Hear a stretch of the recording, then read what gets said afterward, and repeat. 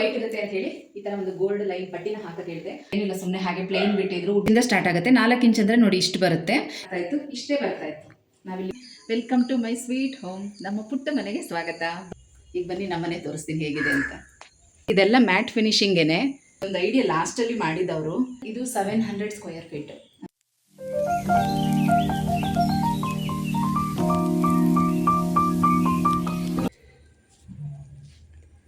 ಎಲ್ರಿಗೂ ನಮಸ್ಕಾರ. ಗೆಳತಿ ದಿನಚರಿಗೆ ನಿಮ್ಮೆಲ್ರಿಗೂ ಸ್ವಾಗತ. ನಮ್ಮನೆ ಹೋಮ್ ಟೂರ್ ಮಾಡಿ ಅಂತ ಕೇಳ್ತಾ ಇದ್ರಲ್ಲ, ಇವತ್ತು ಈ ನಮ್ಮ ಪುಟ್ಟ ಮನೆಯ ಹೋಮ್ ಟೂರನ್ನು ಮಾಡ್ತಾ ಇದ್ದೀನಿ. ಬನ್ನಿ ನಮ್ಮನೆ ಹೇಗಿದೆ ಅಂತ ತೋರಿಸ್ತೀನಿ. ನಮ್ಮದು 20-30 ಮೆಜರ್ಮೆಂಟಿನ ಪುಟ್ಟ ಸೈಟು, 700 ಸ್ಕ್ವೇರ್ ಫೀಟ್ ಇರೋವಂಥದ್ದು. ಇಲ್ಲಿ 3 ಬೆಡ್ರೂಮಿನ ಡ್ಯೂಪ್ಲೆಕ್ಸ್ ಮನೆ ಕಟ್ಟಿರೋದು.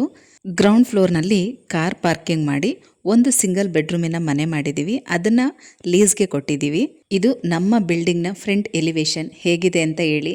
ಹಾಗೆ ನಮ್ಮ ಮನೆ ಹೆಸರು ಶ್ರೀ ಕನಕಗಿರಿ ನಿವಾಸ ಅಂತ. ಮನೆ ಕಟ್ಟೋದಕ್ಕಿಂತ 2 ವರ್ಷ ಮೊದಲೇ ಮನೆಗೆ ಯಾವ ಹೆಸರಿಡಬೇಕು ಅಂತ ಸೆಲೆಕ್ಟ್ ಮಾಡಿ ಇಟ್ಕೊಂಡಿದ್ದೆ. ಇದನ್ನು ಕೇಳಿದ್ರೆ ನಿಮಗೆ ನಗು ಬರ್ಬೋದು. ಕೂಸು ಹುಟ್ಟೋಕ್ಕೂ ಮುಂಚೆ ಕುಲಾವಿ ಹೊಲಿಸಿದ್ರು ಅನ್ನೋ ಗಾದೆ ಮಾತಿದೆಯಲ್ಲ, ಅದು ನೆನಪಾಗ್ಬೋದು ಅಲ್ವಾ? ಆದರೂ ಇದು ನಿಜನೇ. ಯಾಕೆಂದರೆ ಆಸೆ ಅನ್ನೋದು ಮನುಷ್ಯನಿಗೆ ಇದ್ದೇ ಇರುತ್ತೆ ಅಲ್ವಾ?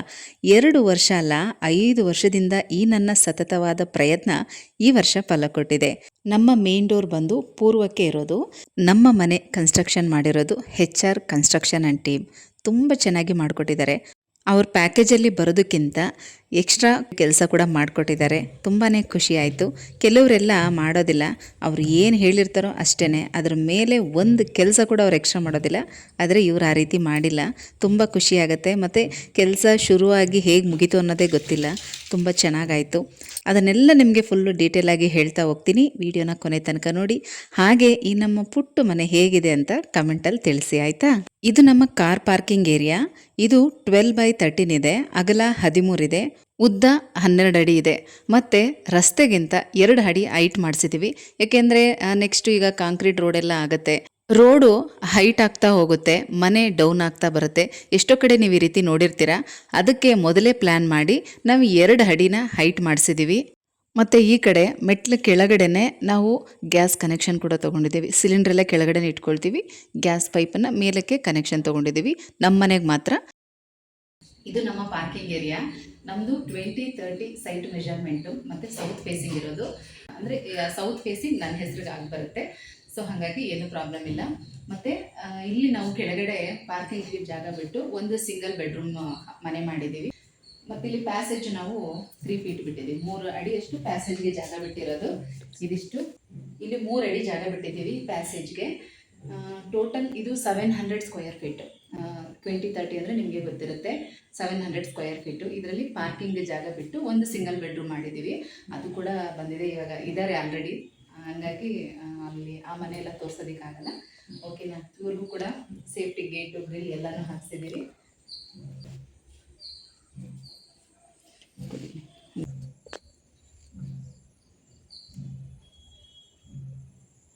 ಈ ಥರ ಇದೆ. ಅಲ್ಲಿ ಸಂಪು ಮಾಡಿಸಿರೋದು 8,000 ಲೀಟರ್ದು ಸಂಪು ಮಾಡಿಸಿರೋದು. ಇಷ್ಟು ಗ್ರೌಂಡ್ ಫ್ಲೋರ್ ಪೋರ್ಷನ್ದು. ಈಗ ಬನ್ನಿ ಮೇಲ್ಗಡೆ ಹೋಗೋಣ.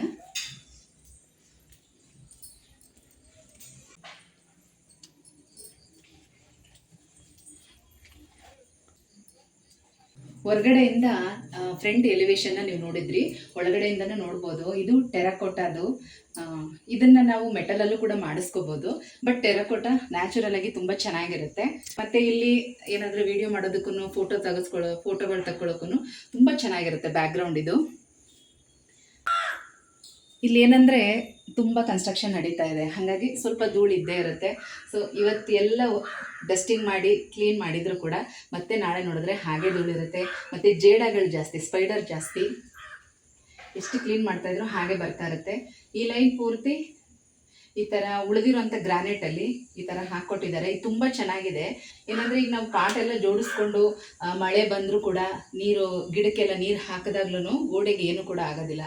ತುಂಬ ಚೆನ್ನಾಗಿರುತ್ತೆ. ಇದೊಂದು ಐಡಿಯಾ ಲಾಸ್ಟಲ್ಲಿ ಮಾಡಿದವರು. ತುಂಬ ಚೆನ್ನಾಗಿ ಅನ್ನಿಸ್ತಾ ಇದೆ ಇವಾಗ ನೋಡೋದಕ್ಕೆ.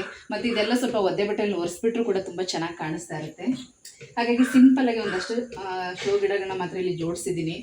ಇದೆಲ್ಲ ನಾವು ಆಲ್ರೆಡಿ ಹಳೆ ಮನೆಯಲ್ಲಿ ಇಟ್ಕೊಂಡಿದ್ನಲ್ಲ, ಅದೇ ಗಿಡಗಳೇ, ಹೊಸದಾಗಿ ಯಾವುದನ್ನು ತೊಗೊಂಡಿಲ್ಲ. ಒಂದು 4 ಹೂವಿನ ಗಿಡ ಮಾತ್ರ ತೊಗೊಂಡಿದ್ದೀನಿ. ಅದು ಮೇಲ್ಗಡೆ ಟೆರೆಸಲ್ಲಿ ಇಟ್ಟಿದ್ದೀನಿ, ಅದು ನಿಮಗೆ ತೋರಿಸ್ತೀನಿ. ಇದಿಷ್ಟು ಕೂಡ ನಮ್ಮ ಮನೆ ಮುಂದೆಗಡೆ ಇರೋಂಥ ವ್ಯೂ. ಈ ಸೈಡ್ ನೋಡೋದಾದರೆ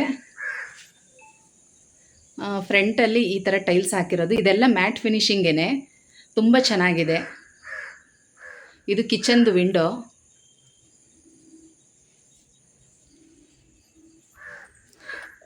ಈಗ ಬನ್ನಿ ನಮ್ಮನೆ ತೋರಿಸ್ತೀನಿ ಹೇಗಿದೆ ಅಂತ.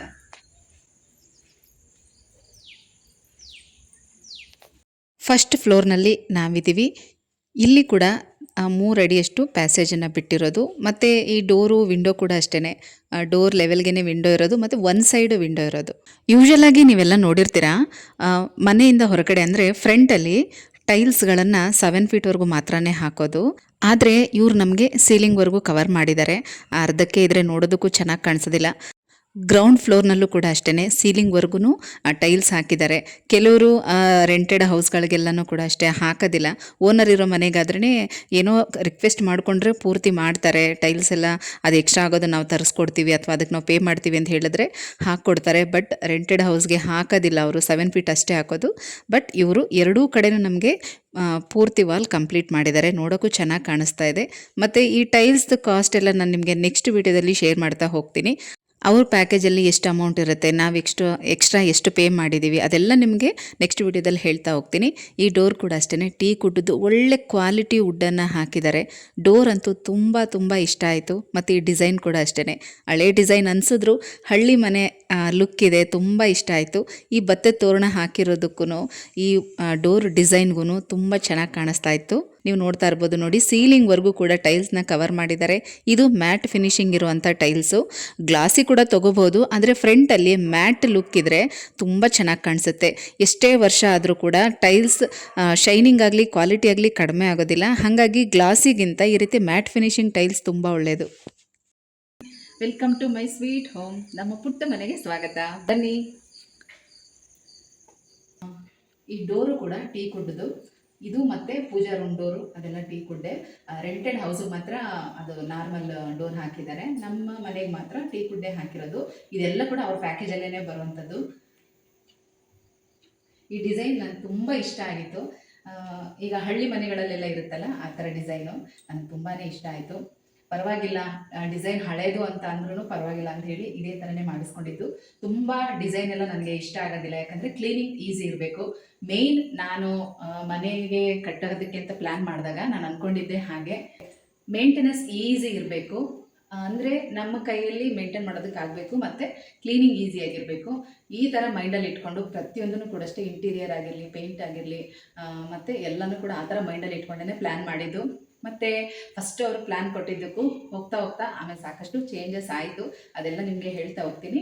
ಈಗ ಇದು ನಮ್ಮನೆ ಫಸ್ಟ್ ಫ್ಲೋರಿಗೆ ಬಂದಿದ್ದೀವಿ. ಗ್ರೌಂಡ್ ಫ್ಲೋರ್ದಾಯಿತು, ಈಗ ಇದು ಫಸ್ಟ್ ಫ್ಲೋರು.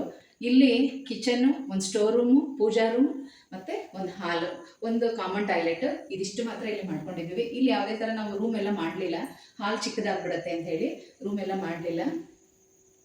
ಇಲ್ಲಿ ನಾನು ಕನ್ಸ್ಟ್ರಕ್ಷನ್ ಅವ್ರದ್ದು ನಂಬರ್ನ ಹಾಕಿದ್ದೀನಿ. ನೀವೇನಾದರೂ ಆಲ್ರೆಡಿ ಪ್ಲ್ಯಾನ್ ಮಾಡಿಸಿದ್ರು ಕೂಡ ಒಂದ್ಸಲ ಅವ್ರನ್ನ ಕಾಂಟ್ಯಾಕ್ಟ್ ಮಾಡಿ ನಿಮ್ಮ ಪ್ಲ್ಯಾನಿಂಗ್ ಕೂಡ ಒಂದ್ಸಲ ಚೆಕ್ ಮಾಡಿಸಿ. ಯಾಕಂದರೆ ಅವರು ವಾಸ್ತು ಪ್ರಕಾರ ಕರೆಕ್ಟಾಗಿ ಎಲ್ಲನೂ ಕೂಡ ಹೇಳ್ತಾರೆ. ಅವರ ಇನ್ಸ್ಟಾಗ್ರಾಮ್ ಲಿಂಕನ್ನು ಕೂಡ ಡಿಸ್ಕ್ರಿಪ್ಷನಲ್ಲಿ ಕೊಟ್ಟಿರ್ತೀನಿ, ನೀವು ಅಲ್ಲೂ ಕೂಡ ಚೆಕ್ ಮಾಡಿ. ಅವ್ರದ್ದು ಸುಮಾರು ಪ್ರಾಜೆಕ್ಟ್ಗಳು ಮತ್ತು ನಮ್ಮ ಇಂಟರ್ವ್ಯೂ, ನಮ್ಮ ಮನೆ ಹೋಮ್ ಟೂರ್ ಎಲ್ಲನೂ ಕೂಡ ಅಲ್ಲೂ ಕೂಡ ಶೇರ್ ಮಾಡಿದ್ದಾರೆ. ನೀವು ಅಲ್ಲೂ ಕೂಡ ಚೆಕ್ ಮಾಡಿ ಒಂದ್ಸಲ ಬೇಕಾದರೆ ಅವ್ರನ್ನ ಕಾಂಟ್ಯಾಕ್ಟ್ ಮಾಡಿ. ನಿಮ್ಮ ಪ್ಲ್ಯಾನಿಂಗ್ ಕೂಡ ಒಂದ್ಸಲ ತೋರಿಸಿ. ಅವ್ರಿಗೆ ಏನಾದರೂ ಕರೆಕ್ಷನ್ ಇದ್ರೂ ಕೂಡ ಹೇಳ್ತಾರೆ, ಅಥವಾ ಹೊಸದಾಗಿ ಪ್ಲ್ಯಾನಿಂಗ್ ಮಾಡಿಸ್ಬೇಕು ಅಂದ್ಕೊಂಡಿದ್ರು ಕೂಡ ಕನ್ಸಲ್ಟ್ ಮಾಡಿ.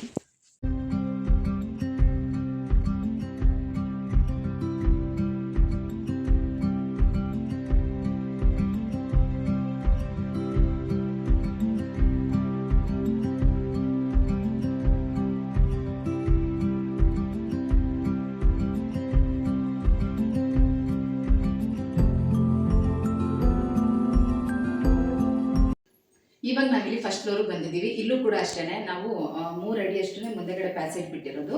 ಮತ್ತು ಇಲ್ಲಿ ಪೂರ್ತಿಯಾಗಿ ಏನು ಕವರ್ ಮಾಡ್ಕೊಂಡಿದ್ದೀವಿ ಅಂದರೆ ಕಿಚನ್ನು, ಸ್ಟೋರ್ ರೂಮು, ಮತ್ತು ಪೂಜಾ ರೂಮ್, ಇದೊಂದು ಹಾಲು, ಒಂದು ಕಾಮನ್ ಟಾಯ್ಲೆಟ್. ಇಲ್ಲಿ ಬೆಡ್ರೂಮ್ ಮಾಡಲಿಲ್ಲ, ಯಾಕೆಂದರೆ ಹಾಲ್ ಚಿಕ್ಕದಾಗ್ಬಿಡುತ್ತೆ ಅಂತ ಹೇಳಿ ರೂಮ್ ಮಾಡಲಿಲ್ಲ. ಮತ್ತು ಇದು ಪೂಜಾ ರೂಮ್ದು ಕೂಡ ಪ್ಲ್ಯಾನಿಂಗ್ ಚೇಂಜ್ ಇತ್ತು, ಇಲ್ಲಿ ಬರೋ ಥರ ಇತ್ತು ಪೂಜಾ ರೂಮು. ಅದೇನಾಯಿತು, ಹಾಲು ತುಂಬ ಚಿಕ್ಕದಾಗಿ ಮತ್ತು ಕ್ರಾಸ್ ಆಗಿ ಎಲ್ಲ ಕಾಣಿಸೋದಕ್ಕೆ ಶುರುವಾಯಿತು. ಅದನ್ನು ಹೊಡೆದಾಗಿ ಅಡುಗೆ ಮನೆಗೆ ಸೇರಿಸಿದ್ರು. ಇದನ್ನು ಮಾಡಿದ್ಮೇಲೆ ಅಡುಗೆ ಮನೆಗೆ ಪೂಜಾ ರೂಮ್ನ ಶಿಫ್ಟ್ ಮಾಡಿದ್ಮೇಲೆ ತುಂಬ ಚೆನ್ನಾಗಿ ಕಾಣಿಸ್ತಾ ಇತ್ತು. ಇಲ್ಲಿದ್ದಾಗ ನಾರ್ತ್ ಸೈಡ್ಗೆ ಡೋರ್ ಇಟ್ಟಿದ್ವಿ. ಈಗ ಈ ಕಡೆ ಬಂದಮೇಲೆ ಈಸ್ಟ್ ಸೈಡ್ಗೆ ಡೋರ್ ಬಂತು. ತುಂಬ ಚೆನ್ನಾಗಿದೆ ಇವಾಗ. ಮತ್ತು ಇನ್ನೊಂದೇನೆಂದರೆ ಪೂಜಾ ರೂಮ್ ಮತ್ತು ಟಾಯ್ಲೆಟ್ ಎರಡು ಆಪೋಸಿಟ್ ಇರಬಾರ್ದು ಅನ್ನೋದೊಂದು ಕಾನ್ಸೆಪ್ಟ್ ಬೇರೆ ಬಂತು. ಹಾಗಾಗಿ ಪೂಜಾ ರೂಮ್ನ ಶಿಫ್ಟ್ ಮಾಡ್ಕೊಂಡ್ವಿ. ಅಡುಗೆ ಮನೆಗೆ ಸೇರ್ಕೊಳ್ತು. ಅಲ್ಲಿ ಯುಟಿಲಿಟಿ ಇತ್ತು. ಯಾಕಂದರೆ ಅದು ಫಸ್ಟ್ ಅವರು ಪ್ಲಾನಿಂಗ್ ಕೊಟ್ಟಾಗ ಒಂಥರ ಇರುತ್ತೆ, ಅದು ಹೋಗ್ತಾ ಹೋಗ್ತಾ ಚೇಂಜ್ ಆಗುತ್ತೆ. ನಮ್ಮದು ಹಾಗೆ ಆಗಿದೆ, ಕಂಪ್ಲೀಟಾಗಿ ಚೇಂಜ್ ಆಯಿತು. ನನಗೇನಿತ್ತು ಅಂದರೆ ನೀಟಾಗಿ ಸ್ಕ್ವಯರ್ ಆಗಿ ಬರಬೇಕು, ಅಲ್ಲಲ್ಲಿ ಸ್ವಲ್ಪ ಗ್ಯಾಪ್ ಇರೋದು ಆ ಥರದ್ದೆಲ್ಲ ಇಷ್ಟ ಆಗ್ತಾ ಇರಲಿಲ್ಲ. ಹಾಗಾಗಿ ಪೂಜಾ ರೂಮ್ ಈ ಕಡೆ ಇದ್ದಾಗ ಹಾಗೆ ಅನ್ನಿಸ್ತಾ ಇದ್ದಿದ್ದು. ಈ ಜಾಗ ಏನಾಗ್ತಾ ಇತ್ತು, ಇಷ್ಟೇ ಬರ್ತಾ ಇತ್ತು. ನಾವಿಲ್ಲಿ ಓಡಾಡೋದಕ್ಕೆ ಸ್ಪೇಸ್ ಇರ್ತಾ ಇರಲಿಲ್ಲ.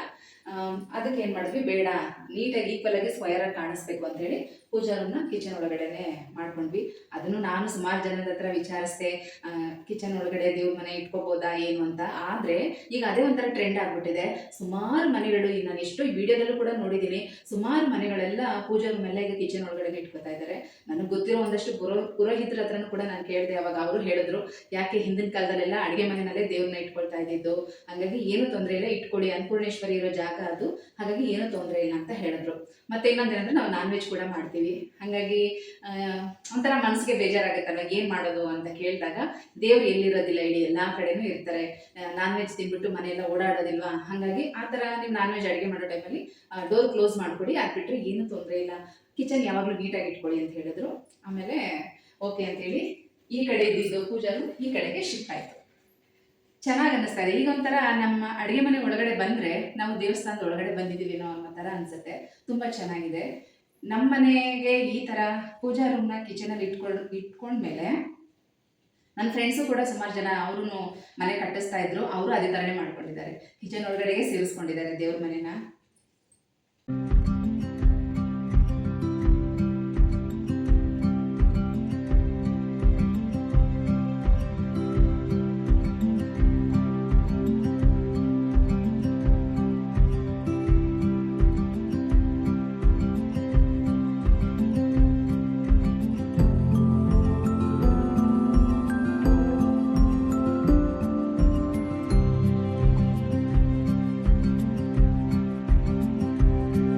ಯಾವಾಗಲೂ ಅಷ್ಟೇ ಪೂಜಾ ರೂಮ್ ಡೋರು, ಮೇನ್ ಡೋರ್ ಆಗಲಿ ಪೂಜಾ ರೂಮ್ ಡೋರ್ ಆಗಲಿ, ಅದರಲ್ಲಿ ದೇವ್ರನ್ನೆಲ್ಲ ಹಾಕ್ಸೋಕೆ ಹೋಗ್ಬೇಡಿ.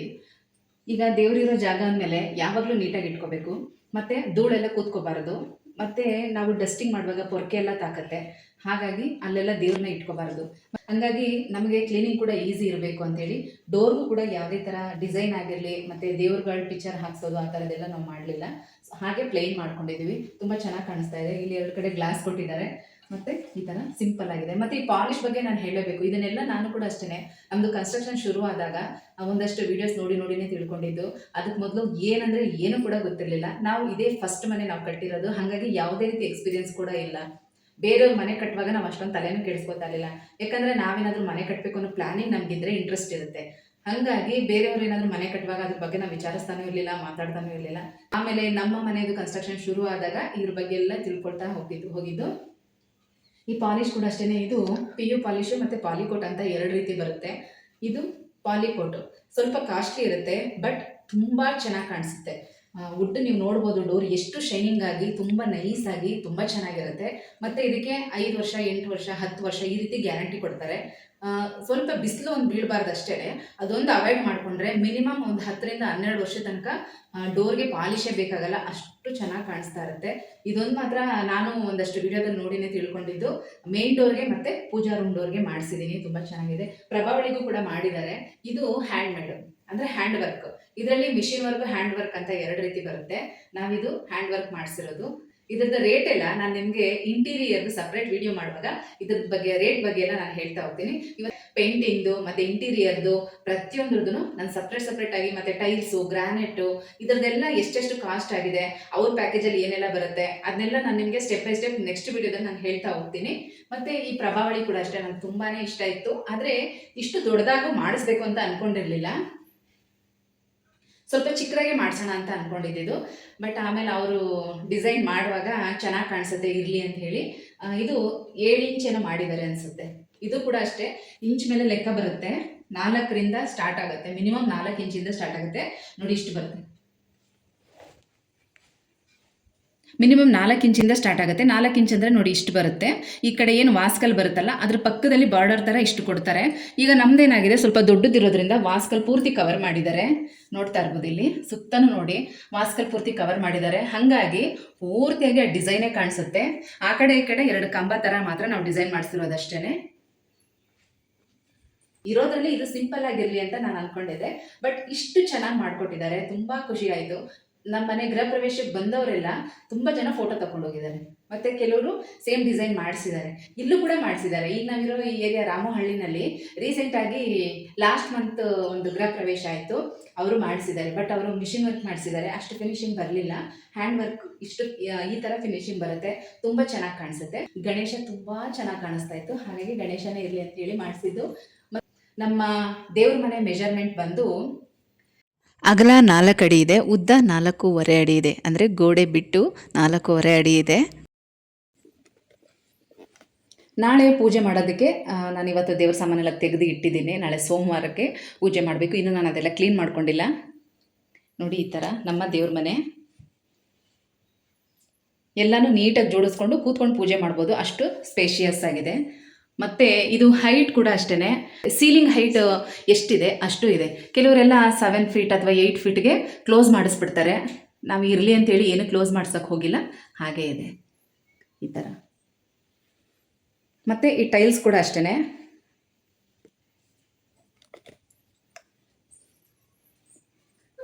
ಈಗ ಈ ಥರ ಎಲ್ಲ ಈ ಗೋಲ್ಡ್ ಪಟ್ಟಿದು ತುಂಬ ಟ್ರೆಂಡ್ ಆಗಿರೋದ್ರಿಂದ ನನಗೂ ಇಷ್ಟ ಆಯಿತು. ಮತ್ತು ಆದಷ್ಟು ವೈಟಲ್ಲೇ ಇರಲಿ ಅಂತ ಹೇಳಿ ಈ ಥರ ಟೈಲ್ಸ್ನ ನಾನು ಸೆಲೆಕ್ಟ್ ಮಾಡಿಕೊಂಡೆ.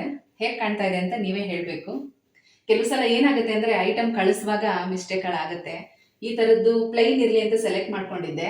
ಅವ್ರೇನಂದರೆ 7 ಫೀಟ್ಗೆ ಲೆಕ್ಕ ಹಾಕ್ಕೊಂಡು 2 ಲೈನ್ ಬರೋದು ಗೋಲ್ಡ್ ಪಟ್ಟಿ ಅಂತ ಹೇಳಿ ಇದಿಷ್ಟನ್ನೇ ಕಳಿಸಿದ್ದಾರೆ. ಆಮೇಲೆ ಇದು ಹೈಟ್ ಜಾಸ್ತಿ ಇದ್ದಿದ್ದರಿಂದ 3 ಲೈನ್ ಬಂದಿದೆ, ನೀವು ನೋಡ್ಬೋದು. ಹಾಗಾಗಿ ಇದೊಂದು ಡಿಸೈನ್ನ ಮತ್ತೆ ಸೇಮ್ ಸಿಗಲಿಲ್ಲ ಅಂತ ಹೇಳಿ ಇದನ್ನು ಸಪ್ರೇಟ್ ಬೇರೆ ಕಳಿಸಿದ್ದಾರೆ. ಅದಕ್ಕೆ ಇದನ್ನು ಕೆಳಗಡೆ ಹಾಕಿದ್ದಾರೆ, ಇದೆರಡನ್ನೂ ಮೇಲೆ ಹಾಕಿದ್ದಾರೆ. ನೋಡಿ ಈ ಥರ ಇದೆ ಈ ಡಿಸೈನು. ಇದೆಲ್ಲ ಹಿಂಗೆ ಪ್ಲೈನ್ ಇದೆ. ಇಲ್ಲಿ ಏನು ಡಿಸೈನ್ ಇಲ್ದಿರೋದ್ರಿಂದ ನಾವು ಒರೆಸೋದಕ್ಕೆ ಕ್ಲೀನ್ ಮಾಡ್ಕೊಳ್ಳೋದಕ್ಕೆ ತುಂಬ ಈಸಿ ಆಗುತ್ತೆ. ಆದಷ್ಟು ಸಿಂಪಲ್ ಆಗಿರಲಿ ದೇವ್ರ ಮನೆ ಅಂತೇಳಿ ಒಳಗಡೆ ಎಲ್ಲ ಹೆವಿ ಡಿಸೈನ್ ಎಲ್ಲ ಏನು ಮಾಡಿಸ್ಲಿಲ್ಲ. ಈಗೆಲ್ಲ POP ನಲ್ಲಿ ಬ್ಯಾಕ್ ಸೈಡ್ ಹಿಂದೆಗಡೆ ಲೈಟ್ ಬರೋ ಥರ ಎಲ್ಲ ಮಾಡಿಸ್ತಾರೆ. ಅದೆಲ್ಲ ನನಗೇನು ಅಷ್ಟು ಇಷ್ಟ ಆಗಲಿಲ್ಲ. ಯಾಕಂದರೆ ಸ್ವಲ್ಪ ದಿನ ಆದಮೇಲೆ ಅದೆಲ್ಲ ಏನಾದರೂ ಹೋಗ್ಬಿಟ್ರೆ ಮತ್ತೆ ಅದನ್ನೆಲ್ಲ ರೆಡಿ ಮಾಡಿಸ್ಕೊಂಡು ಯಾಕೆ ಬೇಕು ಅಂಥೇಳಿ ಇಷ್ಟೇ ಸಾಕು, ಸಿಂಪಲಾಗಿ ಚೆನ್ನಾಗಿದೆ. ಇದು ನಮ್ಮ ಬ್ಯೂಟಿಫುಲ್ ಕಿಚನ್ನು. ಇದ್ರ ಮೆಜರ್ಮೆಂಟ್ ಬಂದು 8x8. ಪೂಜಾ ರೂಮ್ ಮತ್ತು ಸ್ಟೋರ್ ರೂಮು ಲೆಕ್ಕ ತಗೊಂಡ್ರೆ ಅಗಲ 12 ಅಡಿ, ಉದ್ದ 8 ಅಡಿ. ಹೊರಗಡೆ ಈ ಸೈಡಲ್ಲೇ ಸ್ಟೇರ್ ಕೇಸ್ ಬಂದಿದೆ, ಅದರದ್ದು ಕೂಡ 6 ಅಡಿ ಜಾಗ ಹೋಗಿದೆ. ಮತ್ತು ನಾವು ಸುತ್ತ ಎಲ್ ಶೇಪಲ್ಲಿ 1.5 ಅಡಿಯಷ್ಟು ಜಾಗ ಬಿಟ್ಟಿದ್ದೀವಿ 2 ಸೈಡಲ್ಲಿ. ಒಂದು ವೆಸ್ಟ್ ಸೈಡು ಮತ್ತು ನಾರ್ತ್ ಸೈಡಲ್ಲಿ 1.5 ಅಡಿ ಜಾಗ ಬಿಟ್ಟಿದ್ದೀವಿ. ಹಾಗಾಗಿ ಕಿಚನ್ ಮಾತ್ರ ಸ್ವಲ್ಪ ಚಿಕ್ಕದು ಅಂತ ಅನ್ನಿಸ್ತು. ಬಟ್ ನೋ ಪ್ರಾಬ್ಲಮ್, ಸಾಕು, ನಮಗೆ ಸೆಟ್ ಆಗಿದೆ ನೀಟಾಗಿ. ಮತ್ತಿಲ್ಲೊಂದು ಚಿಕ್ಕದಾಗಿ ಸ್ಟೋರ್ ರೂಮ್ ಕೂಡ ಮಾಡ್ಕೊಂಡಿದ್ದೀವಿ. ಇದ್ರದ್ದೆಲ್ಲ ಪ್ಲ್ಯಾನಿಂಗ್ ಬೇರೆ ರೀತಿ ಇತ್ತು, ಯಾಕಂದರೆ ಇಲ್ಲೊಂದು ಯುಟಿಲಿಟಿ ಮಾಡ್ಕೋಬೇಕು ಅಂತ ಮೊದಲು ಅಂದ್ಕೊಂಡಿದ್ದು.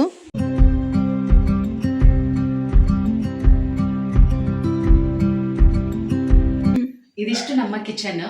ಈಗ ಇಲ್ಲಿ ಸ್ಟೋರ್ ರೂಮು ಎಷ್ಟು ಬೇಕಷ್ಟೇ ಮಾಡ್ಕೊಂಡಿರೋದು, ಸ್ವಲ್ಪ ಚಿಕ್ಕದಾಗಿ ಮಾಡ್ಕೊಂಡಿದ್ದೀವಿ.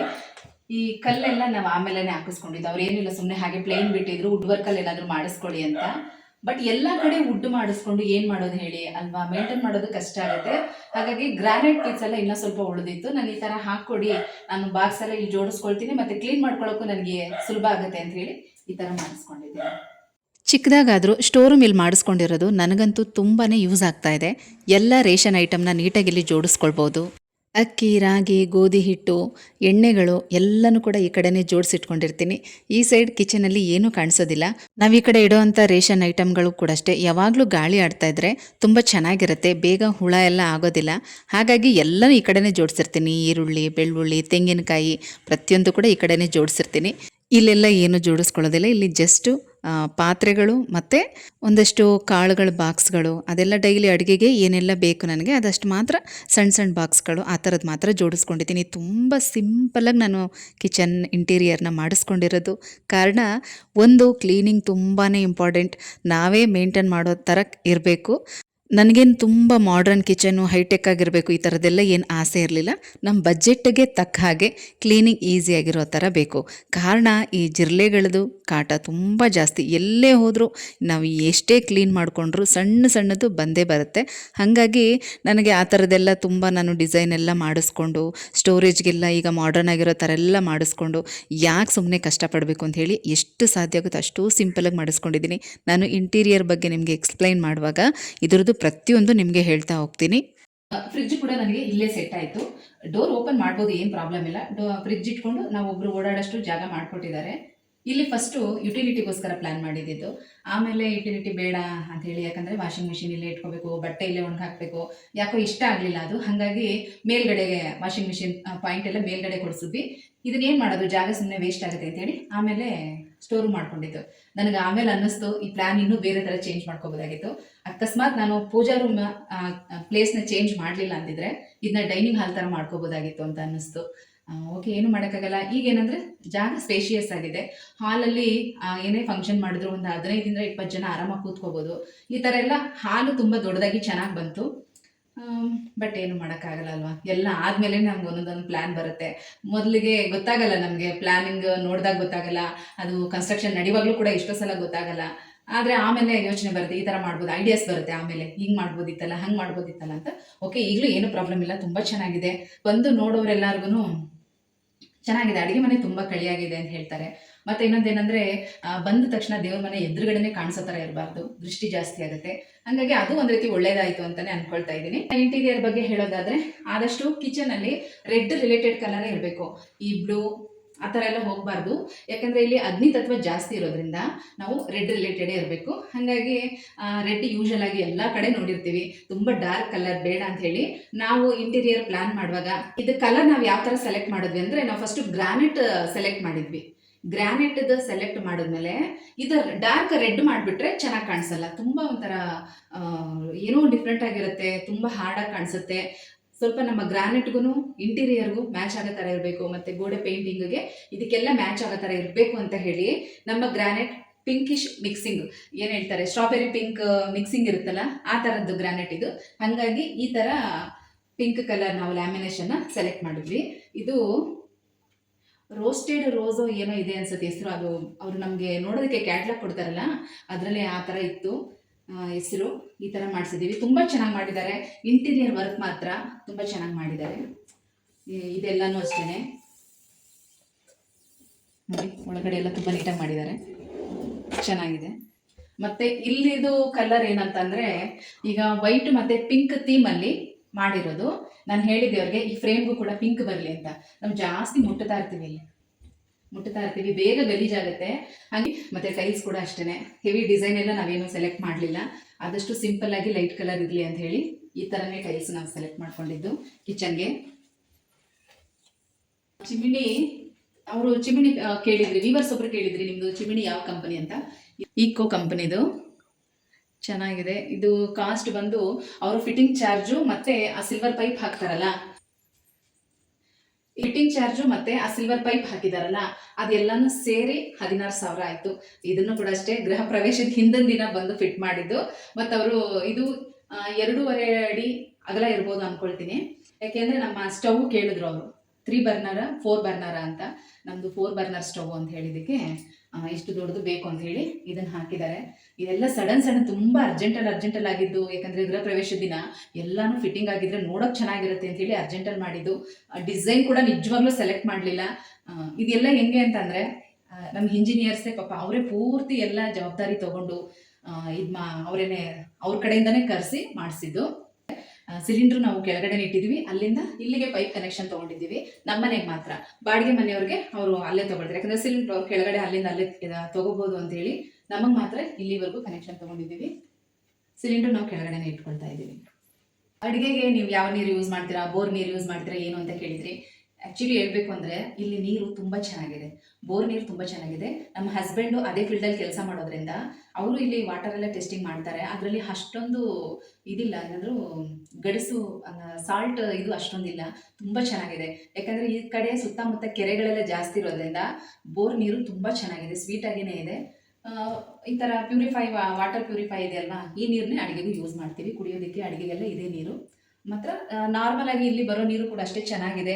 ಕೆಲವೊಂದು ಸಲ ಏನಾಗುತ್ತೆ, ಸ್ವಲ್ಪ ಒಂದು 2 ದಿನ ನಾವು ನೀರು ಕುಡಿಯೋ ಪಾತ್ರೆನಲ್ಲೇನೇ ಆಗಲಿ, ಯಾವುದೇ ಪಾತ್ರೆಗೆ ಬೋರ್ ನೀರು ತುಂಬಿಸಿಟ್ರೆ ಒಳಗಡೆ ಎಲ್ಲ ಅದು ಕರೆ ಕಟ್ಟಿಬಿಡುತ್ತೆ. ಆದರೆ ಈ ನೀರು ಆ ಥರ ಆಗಲ್ಲ. 3 ದಿನ ತುಂಬಿಸಿಟ್ಟಿದ್ರು ಕೂಡ ಆಮೇಲೆ ಆ ನೀರು ಚೆಲ್ಲಿದಾಗ ನಾವು ಮುಟ್ಟು ನೋಡಿದ್ರೆ ಏನೂ ಆಗಿರಲ್ಲ, ತುಂಬ ಚೆನ್ನಾಗಿರುತ್ತೆ. ನೀರು ಚೆನ್ನಾಗಿದೆ ಈ ಕಡೆ. ಮತ್ತಿನ್ನು ಫಾಲ್ ಸೀಲಿಂಗ್ ಬಗ್ಗೆ, ಇದು ಕೂಡ ಅಷ್ಟೇ ತುಂಬ ಸಿಂಪಲಾಗಿ ಮಾಡಿಸ್ಕೊಂಡಿದ್ದೀವಿ. ಯಾಕೆ ಅಂತಂದರೆ ಇದೆಲ್ಲ 10 ವರ್ಷ ಗ್ಯಾರಂಟಿ ಕೊಟ್ಟಿದ್ದಾರೆ ಅಷ್ಟೇ. ಹಾಗಿರುವಾಗ ಮತ್ತ್ಯಾಕೆ ತುಂಬ ಹೆವಿ ಡಿಸೈನ್ ಎಲ್ಲ ಮಾಡಿಸ್ಕೊಂಡು ಅಷ್ಟು ಇಷ್ಟ ಆಗಲಿಲ್ಲ. ಹಾಗಾಗಿ ಬರೀ ಇಲ್ಲಿಗೆ ಮಾತ್ರನೇ ಮಾಡಿಸಿರೋದು, ಮೇಲೆ ರೂಮ್ಗಳಿಗೆಲ್ಲ ಏನು ಮಾಡಿಸಿಲ್ಲ. ಇನ್ನೊಂದಂದರೆ ತುಂಬ ಒಳ್ಳೆ ಐಡಿಯಾ ಮಾಡಿದ್ದಾರೆ ಅವರು. ಸೀಲಿಂಗಿಗೇನೆ LED ಲೈಟ್ಗಳೆಲ್ಲ ಹಾಕೋ ಥರ ಹಾಕಿದ್ದಾರೆ, ಎಲ್ಲ ರೂಮ್ಗಳಿಗೂ ಮಾಡಿದ್ದಾರೆ. ಹಾಗಾಗಿ ಅದು ತುಂಬ ಚೆನ್ನಾಗಿ ಕಾಣಿಸ್ತಾ ಇದೆ. ಆ ಐಡಿಯಾನು ಕೂಡ ಒಳ್ಳೇದು ಅನ್ನಿಸ್ತು. ಬಟ್ ಈ POP ಎಲ್ಲ ಏನು ಅಷ್ಟು ಇಷ್ಟ ಆಗಲ್ಲ. ಈಗೇನಂದರೆ ಈಗಿನ ಟ್ರೆಂಡ್ಗೆ ಎಲ್ಲರೂ ಇಷ್ಟಪಡೋದಕ್ಕೋಸ್ಕರ ಏನೋ ಒಂದು ಇರಲಿ ಅಂತ ಮಾಡಿಸ್ಕೊಂಡಿರೋದಷ್ಟೇ. ಬಟ್ ಅದು ಬಿಟ್ಟರೆ ನಮ್ಗೆ ಇದೆಲ್ಲ ಏನು ಇಷ್ಟ ಇರಲಿಲ್ಲ, ಸಿಂಪಲ್ಲಾಗೇ ಇರಲಿ ಅಂದ್ಕೊಳ್ತಾ ಇದ್ವಿ. ಈಗ ಇಲ್ಲಿ ಅಕ್ಕಪಕ್ಕ ಗಿಡ ಮರಗಳೆಲ್ಲ ಜಾಸ್ತಿ ಇರೋದ್ರಿಂದ ಸೊಳ್ಳೆಗಳು ಮತ್ತು ಹುಳಗಳದ್ದು ಭಯ ನಮಗೆ. ಈ ಹಲ್ಲಿ ಆಗಿರಲಿ, ಜೇಡಗಳಾಗಿರಲಿ ಜಾಸ್ತಿ ಬಂದು ಸೇರ್ಕೊಳ್ಳುತ್ತೆ. ಪ್ರತಿದಿನ ಕ್ಲೀನ್ ಮಾಡಬೇಕು, ಅಥವಾ ಒಂದಿನ ಬಿಟ್ಟು ಒಂದಿನ ಎಲ್ಲನೂ ತೆಗಿಬೇಕು, ಡಸ್ಟಿಂಗ್ ಎಲ್ಲ ತೆಗಿತಾ ಇರಬೇಕು, ಇಲ್ಲ ಅಂದರೆ ಜಾಸ್ತಿ ಆಗಿಬಿಡುತ್ತೆ. ಹಂಗಾಗಿ ಆ ಬೈಕೆ ನಾವು ಬೇಡ ಅಂತಲೇ ಹೇಳಿದ್ವಿ. ಬಟ್ ಅವ್ರು ಬಿಡಲಿಲ್ಲ. ಇಲ್ಲ, ಮನೇಲಿ ಉಕ್ಕ ಕಾಣಿಸುತ್ತೆ, ಮಾಡಿಸ್ಕೊಡಿ, ಇರಲಿ ಅಂತ ಹೇಳಿ ಇದಿಷ್ಟು ಮಾತ್ರನೇ ಮಾಡಿಸ್ತಿದ್ದು. ಇದಕ್ಕೆ ನಾವು 26,000 ರೂಪಾಯಿ ಕೊಟ್ಟಿದ್ದೀವಿ ಈ ಫಾಲ್ ಸೀಲಿಂಗಿಗೆ. ಸೊ ಇದಿಷ್ಟು ನಮ್ಮ ಗ್ರೌಂಡ್ ಫ್ಲೋರ್ ಮತ್ತು ಫಸ್ಟ್ ಫ್ಲೋರ್ನ ಗ್ರೌಂಡ್ ಫ್ಲೋರ್ ಮತ್ತು ಫಸ್ಟ್ ಫ್ಲೋರ್ ಈ ರೀತಿ ಇದೆ. ಇನ್ನು ಈ TV ಯೂನಿಟ್ ಬಗ್ಗೆ ಹೇಳೋದಾದರೆ ಇದನ್ನು ಕೂಡ ಅಷ್ಟೇ ಸಿಂಪಲಾಗಿ ಮಾಡಿಸಿದ್ದೀವಿ. ಈ ಲ್ಯಾಮಿನೇಷನ್ನು ಕೂಡ ಅಷ್ಟೇ ನಮ್ಮ ಗ್ರಾನೈಟ್ಗೆ ಮ್ಯಾಚ್ ಆಗೋ ಥರ ಬ್ರೌನ್ ಕಲರ್ ಹಾಕಿಸ್ಕೋಬೋದಾಗಿತ್ತು. ಬಟ್ ಏನು ನನಗದು ಇಷ್ಟ ಆಗಲಿಲ್ಲ, ಮತ್ತು ಹೆವಿ ಡಿಸೈನ್ ಎಲ್ಲನೂ ಬೇಡ ಅಂತ ಹೇಳಿ ಸಿಂಪಲ್ ಆಗಿನೇ ಮಾಡಿಸಿರೋದು. ಫುಲ್ ವೈಟ್ ಇರುತ್ತೆ ಅಂತ ಹೇಳಿ ಈ ತರ ಒಂದು ಗೋಲ್ಡ್ ಲೈನ್ ಬಡ್ಡಿನ ಹಾಕಕ್ಕೆ ಹೇಳಿದೆ. ಇದು ಹಾಕಿದ್ರೆ ಚೆನ್ನಾಗಿದೆ. ಸೊ ಇಲ್ಲಿ ಫಸ್ಟ್ ಫ್ಲೋರ್ ಅಲ್ಲಿ ಇಷ್ಟು ಈ ತರ ಒಂದು ಹಾಲು, ಕಿಚನ್, ಪೂಜಾ ರೂಮ್ ಮತ್ತೆ ಸ್ಟೋರ್ ರೂಮ್, ಒಂದು ಕಾಮನ್ ಟಾಯ್ಲೆಟ್ ಇದಿಷ್ಟು ಬರಬೇಕು ಅಂತ ಪ್ಲಾನ್ ಆಯ್ತು. ನನಗೇನಂದ್ರೆ ಒಂದಷ್ಟು ವಾಸ್ತು ವಿಡಿಯೋಗಳು ಆ ಥರದ್ದೆಲ್ಲ ನೋಡ್ತಾ ಮೆಟ್ಲು ಕೆಳಗಡೆ ಟಾಯ್ಲೆಟ್ ಬರಬಾರ್ದು ಅಂತ ಹೇಳಿದ್ರು. ಸುಮಾರು ದೊಡ್ಡ ದೊಡ್ಡ ಗುರೂಜಿಗಳು ಈ ಥರದವರೇ ಹೇಳಿದ್ರು, ಮೆಟ್ಲು ಕೆಳಗಡೆ ಟಾಯ್ಲೆಟ್ ಬರಬಾರ್ದು, ಯಾಕಂದ್ರೆ ಅದು ನೆಗೆಟಿವಿಟಿನ ಹೊರಗಡೆ ಹಾಕುವಂಥ ಜಾಗ. ಮೆಟ್ಲುಗಳೇನಂದ್ರೆ ನಮ್ಮ ಜೀವನದ ಏಳಿಗೆಯನ್ನ ಸೂಚಿಸುತ್ತೆ ಅನ್ನೋ ಥರ ಕಾನ್ಸೆಪ್ಟ್ ಅದು. ಹಾಗಾಗಿ ಏನು ಮಾಡಿಬಿಟ್ಟೆ ನಾನು, ಇಲ್ಲ ಇಲ್ಲಿ ಟಾಯ್ಲೆಟ್ ಈ ಕಡೆ ಬರುತ್ತೆ, ಮೆಟ್ಲು ಈ ಕಡೆ ಬರುತ್ತೆ ಮೇಲ್ಗಡೆ ಹೋಗೋದಕ್ಕೆ. ಹಾಗಾಗಿ ನಾನು ಅವ್ರ ಹತ್ರ ಹೇಳಿದೆ, ಮೆಟ್ಲು ಇದಕ್ಕೆ ಬರಬಾರ್ದು, ಮೆಟ್ಲು ಕೆಳಗಡೆ ಬಾತ್ರೂಮ್ ಬರಬಾರ್ದು, ಏನಾದರೂ ಪ್ಲಾನ್ ಮಾಡಿ ಅಂತ ಹೇಳಿದೆ. ಹಾಗಾಗಿ ನೋಡಿ, ಫಸ್ಟು ಇಲ್ಲಿಗೆ ಸ್ಟಾಪ್ ಆಗಿದ್ದು, ಈ ಮೆಟ್ಲು ಇಲ್ಲಿಗೆ ಸ್ಟಾಪ್ ಆಗಿತ್ತು. ಹೀಗೆ ಇಷ್ಟು ಜಾಗ ನಮಗೆ ಸ್ಪೇಸ್ ಉಳಿತಾ ಇತ್ತು. ಇದನ್ನು ಏನು ಮಾಡಿದ್ರು, ಹೊರಗಡೆ ನಾವು ಪ್ಯಾಸೇಜ್ ಬಿಟ್ಟಿದ್ದೀವಲ್ಲ ಅದನ್ನ ಇಲ್ಲಿ ಕವರ್ ಮಾಡ್ಕೊಂಡ್ರು. ಸ್ವಲ್ಪ ನಿಮಗೆ ಓಡಾಡೋದಕ್ಕೆ ಜಾಗ ಚೆನ್ನಾಗಾಗತ್ತೆ, ಹೇಗಿದ್ರು ಸುಮ್ಮನೆ ಹೊರಗಡೆ ಪ್ಯಾಸೇಜ್ ಬಿಡ್ತೀರಾ ಅಲ್ಲಿ ತನಕ, ಇದನ್ನ ಕವರ್ ಮಾಡ್ಕೊಳ್ಳೋಣ ಅಂತ ಹೇಳಿ ಇದಿಷ್ಟು ಕವರ್ ಮಾಡ್ಕೊಂಡ್ರು. ಆಮೇಲೆ ಮೆಟ್ಲು ಕೆಳಗಡೆ ಬಾತ್ರೂಮ್ ಬರಬಾರ್ದು ಅಂತ ಹೇಳಿದ್ಮೇಲೆ ಇದನ್ನು ಸ್ವಲ್ಪ ಮುಂದೆ ಬಂತು. ಹಾಗಾಗಿ ಮೆಟ್ಲು ಇಲ್ಲಿ ತನಕ ಬಂತು. ಹಂಗೂ ಈಶಾನ್ಯ ಮೂಲೆಯಲ್ಲಿ ಮೆಟ್ಲು ಬರಬಾರ್ದು ಅಂತಲೂ ಕೂಡ ಹೇಳ್ತಾರೆ. ಬಟ್ ಆದರೆ ನೋಡಿ, ಇಲ್ಲಿಂದ ಬರ್ಬೋದು ಮೆಟ್ಲು, ಇಲ್ಲಿಂದ ಮೇಲ್ಗಡೆ ಹೋಗೋ ಥರ ಬರ್ಬೋದು. ಈಶಾನ್ಯಕ್ಕೆ ಇಳಿಬೋದು, ಈಶಾನ್ಯಕ್ಕೆ ಹತ್ತಬಾರ್ದು. ಯಾಕಂದರೆ ನಾವು ಇದು ಇಳಿದ್ಬಿಟ್ಟು ಈಶಾನ್ಯ ಮೂಲೆನ ಸುತ್ತಕೊಂಡು ಹೊರಗಡೆ ಹೋಗೋದಾಗಲಿ, ಯಾವುದೇ ಕೆಲಸಕ್ಕೆ ಹೋಗೋದಾಗಲಿ ತುಂಬ ಒಳ್ಳೆಯದು. ಆಮೇಲೆ ನಾನು ಇದನ್ನು ಕೂಡ ಕನ್ಫರ್ಮ್ ಮಾಡಿಕೊಂಡು ಓಕೆ ಆಯಿತು ಮಾಡಿ ಅಂತ ಹೇಳಿ ಇದು ಮಾಡಿದ್ದು. ಬಟ್ ಏನಂದರೆ ನಾವು ಏನಾದರೂ ಒಂದು ಹೇಳಿದಾಗ ಆಗಲ್ಲ ಮಾಡಲ್ಲ ಅಂತ ಹೇಳ್ತಾ ಇರಲಿಲ್ಲ ಅವರು.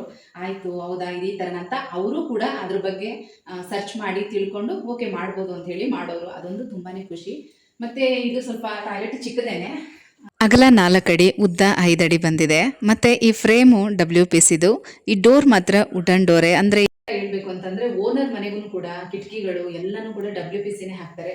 ಆದ್ರೆ ಇವ್ರು ಆ ಥರ ಮಾಡಿಲ್ಲ. ನಮ್ಮ ಮನೆಗೆಲ್ಲ ವುಡ್ದು ಹಾಕಿದ್ದಾರೆ, ಕೆಳಗಡೆ ರೆಂಟ್ ಹೌಸ್ ಮಾತ್ರ WPC ಹಾಕಿರೋದು. ಮೇಲ್ಗಡೆ ರೂಮು ಎಲ್ಲದಕ್ಕೂ ಕೂಡ ಅಷ್ಟೇ ವುಡ್ಡಂದೇ ಕಿಟಕಿ ಎಲ್ಲನೂ ಹಾಕಿರೋದು, ವಿಂಡೋಸ್ ಎಲ್ಲನೂ ವುಡ್ಡಂದೇ ಹಾಕಿರೋದು. ಅದೊಂದು ಖುಷಿ ಆಗುತ್ತೆ. ಮತ್ತೆ ಟಾಯ್ಲೆಟಲ್ಲೂ ಕೂಡ ಅಷ್ಟೇ ಎಕ್ಸಸ್ ಫ್ಯಾನ್ಗಳು ಅದೆಲ್ಲನೂ ಕೂಡ ಅವ್ರ ಪ್ಯಾಕೇಜಲ್ಲೇ ಮಾಡಿಕೊಟ್ಟಿದ್ದಾರೆ. ಹೇಳ್ಬೇಕು ಅಂತಂದ್ರೆ ಕಾಂಪ್ಲಿಮೆಂಟ್ರಿಯಾಗಿ ತುಂಬಾ ಕೆಲಸ ಮಾಡಿಕೊಟ್ಟಿದ್ದಾರೆ ನಮಗೆ. ವಿಡಿಯೋ ತುಂಬಾ ಲೆಂತಿಯಾಗಿದೆ. ಗ್ರೌಂಡ್ ಫ್ಲೋರು ಫಸ್ಟ್ ಫ್ಲೋರ್ ಹೇಗಿದೆ ಅಂತ ನೋಡಿದ್ರಿ. ಹಾಗೆ ಈ ಕನ್ಸ್ಟ್ರಕ್ಷನ್ ಟೀಮ್ ಅವ್ರದ್ದು ನಂಬರನ್ನು ನಾನು ಇಲ್ಲಿ ಕೊಟ್ಟಿರ್ತೀನಿ. ಹಾಗೆ ಅವರ ಒಂದು ಸೆಕೆಂಡು ಮತ್ತು ಥರ್ಡ್ ಫ್ಲೋರಲ್ಲಿ ಬೆಡ್ರೂಮು, ಬಾಲ್ಕನಿ, ಟೆರೆಸ್ಸು ಮತ್ತು ಸನ್ ಗ್ಲಾಸಸ್ ಇದೆಲ್ಲದ್ರ ಬಗ್ಗೆ ಎಕ್ಸ್ಪ್ಲೈನ್ ಮಾಡ್ತಾ ಮತ್ತೆ ಮುಂದಿನ ವಿಡಿಯೋದಲ್ಲಿ ಸಿಗ್ತೀನಿ, ಆಯಿತಾ?